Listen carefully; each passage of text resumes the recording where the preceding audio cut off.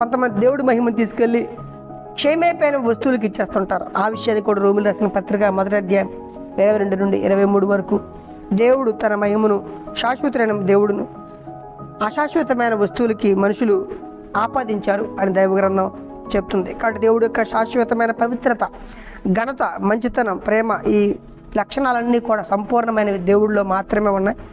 ఆయన మహిమను దొంగిలించేవారుగా మనం ఉండకూడదు. ఆయనకి ఇవ్వాల్సిన ప్రాధాన్యత ఇంకో దేనికో ఇవ్వడం, దాన్ని కూడా విగ్రహారాధన చేసినట్టుగా అవుతుంది.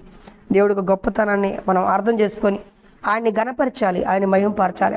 ఆయనకి ఇవ్వాల్సిన విలువను మనం ఇచ్చి ఈ లోకంలో ఆయన ఘనపరుద్దాం.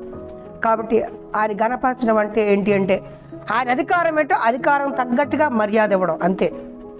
దేవుని ఘనపరచడం అంటే మనం ఏదో ఆయనకి ₹1 ఇస్తే ఘనత కాదు, పూలదండ ఇస్తే ఘనత కాదు. దేవుడు ఎంత గొప్పవాడో, దేవుడు ఎంత పవిత్రుడు, దేవుడు ఎంత అధికారం కలిగినవాడు, ఎంత శక్తి కలిగినవాడో